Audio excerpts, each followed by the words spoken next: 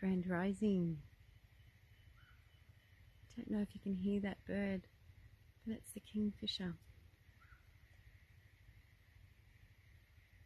And he stopped.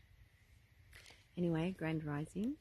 It is Friday today and we've had a change in weather. Yay, we got rain. So the garden's looking really quite spectacular. I've got passion fruit, beetroot and beans coming up. I don't know if you can see the avocado. Oh, my plants. And I had to put a netting up the sage. The sage is flowering. Pineapple sage. And I had to put netting up. Look at the peas and the carrots. And I've got asparagus spears.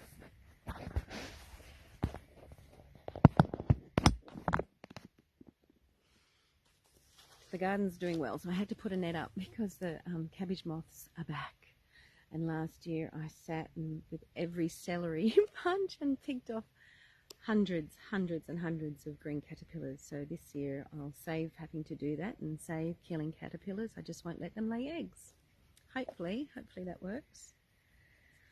And lately we've been talking about seeds of change, the steps to self-love, or the seeds to self-love, I should say. And there's 7 seeds, and they all begin with a conscious choice to, or you've got to acknowledge or become aware that you actually don't love yourself. And then you consciously choose to do something about that. And the way we go from self-loathing to self-love is through getting to know ourselves, through self-reflection. It's like self-exploration.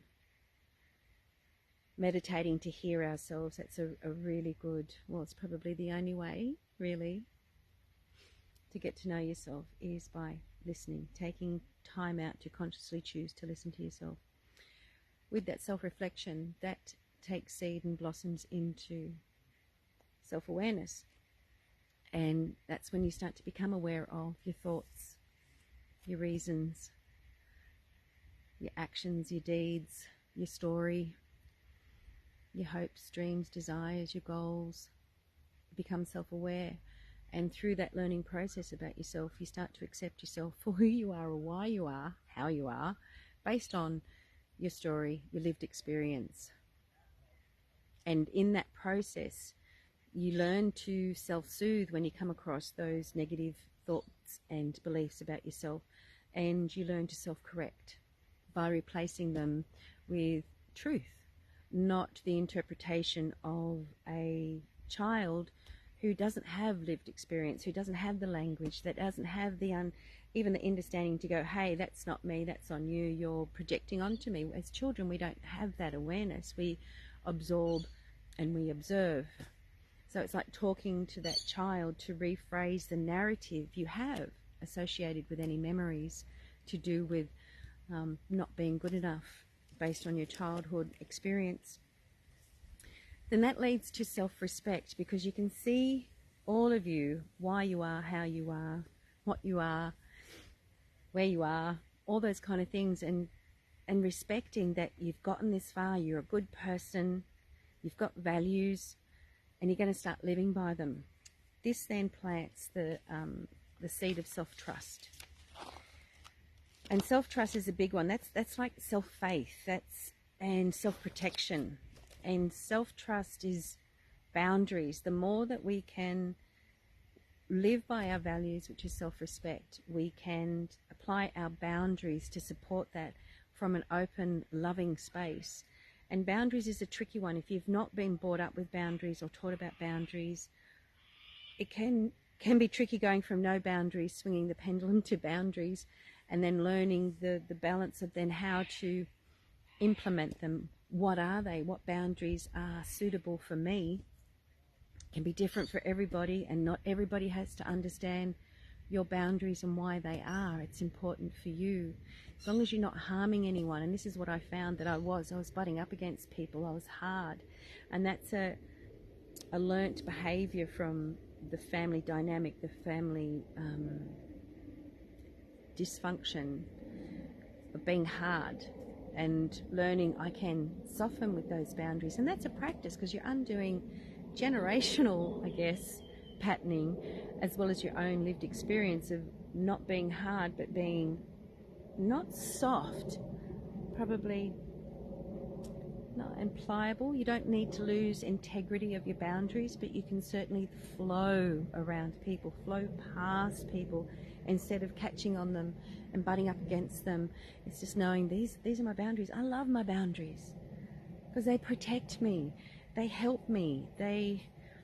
What I have difficulty with is implementing them, expressing them, getting them across the line, and living with the guilt, or the have I done the right thing, did I say it wrong, all that kind of, and then starts the process of self-soothing, self-correcting, and learning, okay, well, that was a bit bumpy. The more you do it, the more confident you get at. And it's the same with these seeds. The more you practice these seeds, the more confident and competent you get at it. So self-trust is self-faith, and self-protection, try boundaries. Self-trust means consistently staying true to yourself at its very core. Trusting yourself means you look after your own needs and safety. You treat yourself with love and compassion rather than strive for perfection. You know deep down that you can survive difficulties and refusing to give up on yourself. To plant the seed of self-trust, start choosing what is best for your life and purposeful living. Using your values as a starting point plants this choice. So self-trust can also be when you realize certain ways of being haven't worked for you before. So what can I try differently? What do I need to do differently? So for me, it's learning to reach out when I need help. I can seem really strong, got it all together and whatever, but I still have triggers. I've got a very big, long story of trauma and abuse. And things do hurt. And it's in those times when I'm at my lowest, at rock bottom, is learning to reach out. And then talking to a sister or a brother, not biological, soul family, seeking that, just a different voice, a different perspective, even that empathetic ear of somebody holding that space that I can be heard, is very powerful. And that's self-trust. That's trust that I'm starting to do things, or not starting, that I am doing things that actually support myself. That's part of the self-care, that's self-respect. This is part of the self-protection of seeking help when I need it, to find my center again and not take on board other people's projections or other people's dramas or triggers or loathing. So I've got enough of my own, I don't need anybody else's. And shifting that into self-love, and you hold that different frequency or vibration, and those that you resonate with will find you, and those that are a different frequency, vibration, realm, plane, whatever, they won't find you. They will leave, or they'll pass you by. And sometimes they can leave quite spectacularly, and sometimes they can pass you by quite spectacularly.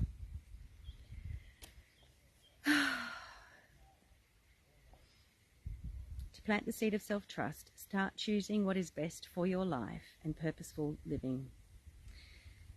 When implementing choices and actions based on your values, this will show you that you are a priority in your own life. And you've got to be a priority in your own life because it's your responsibility to look after you. Because of the time and effort you have taken to know yourself, the first 3 seeds, and honour yourself, and thereby your quality of life, you also begin to self-care on a more intimate level. Knowing that you have faith in the choices that you make and actions you perform, you begin to trust yourself. Boundaries are important to implement on so many levels to build self-trust. By doing so, you build trust that you will protect yourself and your energy. Then the trust builds as you comprehend that protecting your energy is your own responsibility, and by how you live your life, the choices you make. Be choosing what is best for you, your health, your commitments, your promises, your purposeful living. By practicing self-care, looking after your needs, it seeds self-trust. Boundaries build self-trust. As trust builds, so too will your confidence in looking after yourself and being self-responsible and self-reliant. while still maintaining healthy connections and care for your loved ones and commitments. Because boundaries is not about separating yourself, it's actually about including yourself with all your other priorities and all your other obligations and all the ones, your loved ones and your cared ones. It's like we've got this bundle. I see it as this beautiful purse made out of beautiful velvet, and sometimes it changes colours, but this beautiful velvet bag, and in this purse are all my priorities. Then I include myself in that. So every day your priorities just shift and change depending upon what you got on, depending on what's going on in other people's lives, depending. So your priorities shift and change. But now I include mine, so that there are times where, yep, I need to have a bath, take time out in nature, go for a walk, come into the garden, do some art, do blah, blah, blah, all those things. I become a priority amongst everything else. So that's another way that you may be able to help start implementing changes, is just don't make it because we're uncomfortable with making ourselves the one. And I don't necessarily resonate with that, because it's relationship, it's interdependency, it's not the other all the time, and it's not self all the time. It's just realizing you've got priorities, you are part of those priorities. And if you're a parent, you are practicing prioritizing yourself every now and then, and that'll teach your children also to prioritize themselves as well. Whatever you do, they're going to be observing and absorbing. So your practices will show them what they can do, and they'll go above and beyond you. So it's not about separating boundaries away from it. It's looking after yourself. By implementing and practicing boundaries, by being responsible for your health and well-being, this plants the sixth seed, self-confidence. I am enough. I believe in me. I am worthy of love. I am on my side. I take care of myself. My heart knows, and it does. Self-confidence, self-esteem and self-belief. Try leading with your heart, guided by your gut. Two different things, two different languages. I kind of like to see it that our left brain thinking is very much the tool. It's the tool to help us interface with this material, physical plane that we exist on. So I can touch the phone, I can touch myself, I didn't know I could do that. There you go. Oh, good to know, huh? So I can touch the asparagus plant. The thinking brain helps me do that. It helps me interface. It helps me to smell. It's programmable, therefore it's corruptible, but it's programmable so I don't have to learn to speak every day, walk every day, drink my cup of tea every time. It becomes programmable so that the body follows suit. That's the thinking brain, and because it's programmable, it's corruptible, very much like a computer. The intuitive brain, the heart brain, and the gut, they work differently. So the gut and the intuitive brain help us sense the unseen worlds, the feelings we get, the associations we have attached to the unseen world. So smells, sounds, things like that can trigger responses. But it's also when you meet somebody and there's such a familiarity, you feel safe with them. And where there are others, you're on guard and you go, nope, I'm just going to be over here. I'll avoid that one. Or you walk into a room and it's so ambient and you just feel so relaxed at once. Or you walk into a room and you're just like, whoa, what's going on in here? Shackles go up and you just don't feel good. That's our intuitive brain helping us interface with this plane. The gut helps us see the red flags, or sense the red flags, the warning bells, the green lights, the open ways. And the heart has a language that is just so forgiving and knowing. But because it's so open and so knowing, it can lead, and not everybody's on the same page, and it can lead us down rabbit holes, experiences, pathways, roads that really aren't meant for us, that are unhealthy for us. But it's kind of like wants to just love. So we've got to listen to all of them. And that's your self-confidence, when you can hear yourself, self-soothe, self-correct, trust yourself, you're going to make the right choices. And you do that by being aware of your environment, your surroundings, your people, the energies. It's listening to your heart, because the heart will speak a different language. This brain will say all sorts of things, generally negative, generally judgmental and opinionated and degrading and debase. The heart doesn't speak like that, and neither does the gut. So the more that we can tune that down and tap into these other aspects of ourselves, it just keeps seeding that self-confidence. So self-confidence in the dictionary means behaving calmly because you have no doubts about your ability or your knowledge.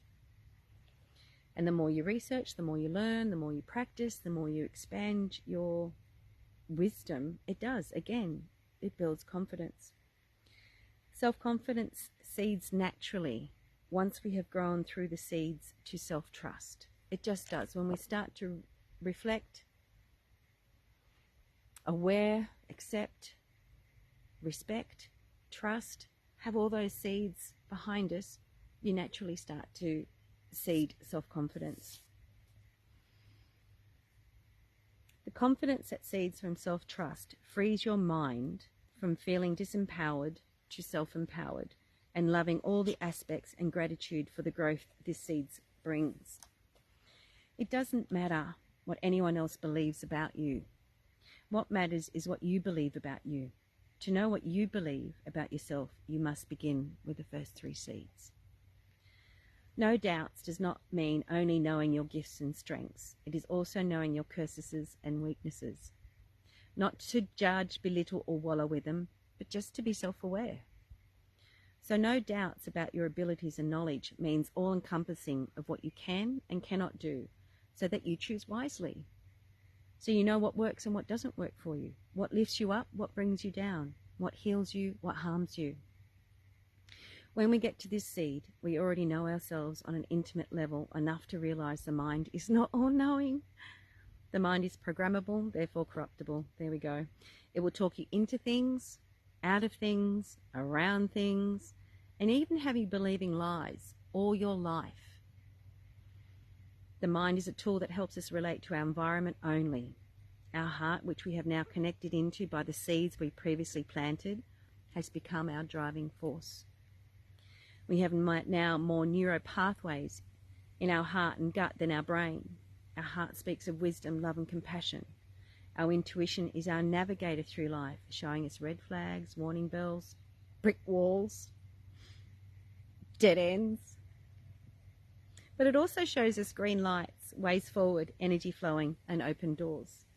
The mind is a tool that belongs in the boot, taking in the scenery and information so that holistically we can process and move forward in life with confidence. Magic is believing in yourself. If you can do that, you can make anything happen. Magic is believing in yourself. If you can do that, you can make anything happen.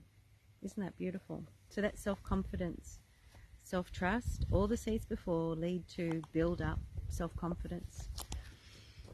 By promising and practicing and persevering with all the above seeds, by leading with your heart, guided by your intuition, this plants the 7th seed, self-love. And I'll talk about that another time. So self-confidence comes from self-trust, and self-trust is, knowing what's good for you. And it's tricky in a world where you know what's right for you can trigger other people. And then how do you navigate and reconcile that? There just seems to be a lot of reconciling going on as we shift and change. Language has changed over the last 20, 30 years. Our awareness is expanding in leaps and bounds, especially around trauma and abuse and complex PTSD and our attachment styles and love, all these things. We're now beginning to see and understand and realize how we can help ourselves heal and have healthier life experiences and have healthier relationships. That's the plan anyway. I think it's about to rain, so I'm going to go in. Aho, amen, so mote it be. Have a beautiful day, beautiful beings, and take care.